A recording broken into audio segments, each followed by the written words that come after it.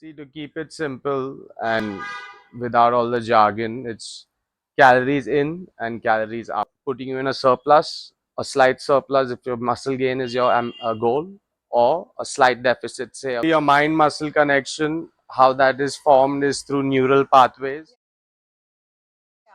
Hi guys, this is Kenisha. Welcome to my new episode. Today I have with me Rehan Ali Khan, who is a certified coach in exercise science and nutrition from a very prestigious institute in Mumbai called K11.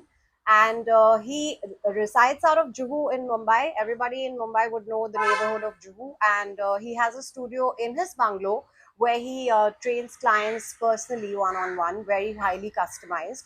So welcome to my channel, Thank Rehan. you. Thank you for joining me. First of all, I really wanted to ask you, what is your philosophy for fat loss? Many See, to keep it simple and without all the jargon, it's calories in and calories out. So, if you consume more calories than you burn, you will gain fat. If you burn more calories than you consume, you will lose fat. And if you keep it at balanced, you will maintain your weight. So, there's not much more to that. okay, but what are the things that you look when you are onboarding a client? The first phase is I have a consultation client interview, you could call that. And basically, I find out what their lifestyle is, what their preferences are. Do they have Right. any underlying medical conditions I should be informed about before I start any exercise or nutrition program for them? I need to know their weekly eating habits, what they eat on the weekend, and accordingly, once I get all that information, I tailor exercise and nutrition plan for them as individuals. It's not some kind of fad diet. It's easy for them to maintain. It's easy for them to stick to over a long time. Generally, what is your method of calculating how much calorie an individual should intake in a day? So I first take down their height and weight, Okay. and I ascertain their BMR. Now your BMR is your basal metabolic rate. Right. That tells you the amount of calories your body needs according to your weight and height to just survive for essential functions like blood circulation, breathing, etc., digestion, everything that your body does in the span of 24 hours. Okay. And then from there, I calculate their TDEE. That's their total daily energy expenditure. So that includes your exercise, non exercise. There's something called thermogenic effect of food. Okay. That is basically your body burning calories to digest food. So all those factors, once I have your BMR, I calculate your TDEE. Come to know what your maintenance calories are. So that means how much your body needs to maintain its weight. From there, I then formulate a plan of either putting you in a surplus, a slight surplus if your muscle gain is your goal, or a slight deficit, say of 300 calories. That's for fat loss. Okay, that's for fat loss. Yeah. Generally, what do you think is the average healthy time that it takes for an individual to, let's say, have a complete transformation? Now, So, in a safe manner, if it first depends on where they are when they that's what I start. So was now, gonna if ask. someone is excessively fat or too skinny, then it might take 6 months to 8 months. But say your average person who's say 5, 8 kilos, 10 kilos overweight, I would say 3 months. Okay, and do you get clients who are also coming to you for weight gain? Yes, so people who want to do muscle building, so Okay, then I put them in a slight calorie surplus for a few months okay, to help them gain muscle. Because to gain muscle, more than you need to eat more calories than what you currently are to right, grow tissue. correct. So, I mean, when you say eat more, that could be just eating. By eating the right food, you can't Okay, just eat anything you want. okay, It's not. I don't believe in doing excessive bulking. So the right kind of protein, high right, protein, decent amount of carbs, but like whole foods, okay, not not fast digesting carbs or how do you say junk food. A lot of added sugar I avoid. okay. So whole foods, high protein foods, both for vegetarian, non-vegetarian clients, and fat.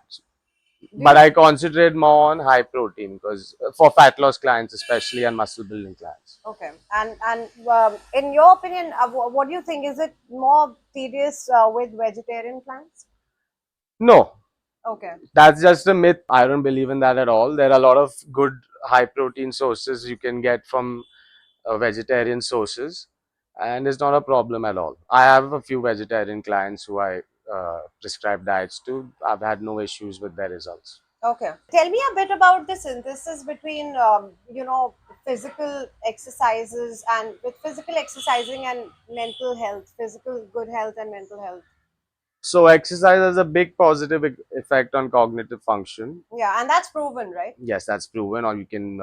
Yeah, A lot of scientific studies have proven it. yeah, And so basically, your mind muscle connection, how that is formed is through neural pathways. yeah. So while exercising itself, it's a big benefit how your body and mind work together, and then that carries over into all other aspects also. Like for example, doing resistance training has had a tremendous impact on your sharpness, your mental clarity, your sharpness. It's Sharpness, you mean focus? yes, focus, and it basically uh, people who might be prone to dementia. Oh, It's shown, it's proven that it can curb that. reversal. Yeah, it can Okay, reverse it, or it can prevent it from coming. getting further Yeah, worse. Okay. yeah. So as you age, Oh wow. so Okay. it has a good, very good effect on these kind of things. Wow. Okay. And you're saying So this it's is beyond just physical fitness. It is highly beneficial to your okay. brain function. Okay. And this is you're talking about strength training or just even cardio as I well. mean, I would personally resistance training. I've read a lot of studies that have said this, and but I think any kind of physical activity will help. Okay. Yeah, Okay. but resistance training has been specifically studied more, and it's shown a lot of positive effects. Okay. There's a whole debate about this that eating carbs is just such a no-no and you have to do away with carbs completely, and especially carbs at night is supposed to be like the doomsday No, then calling. again, I come back to my first question: calories in, calories out. Okay. So eating carbs at night or in the day, there's no problem as long as you control how much you're eating and you don't overeat. That's the basic principle. That's how I like to keep it simple. So it has nothing.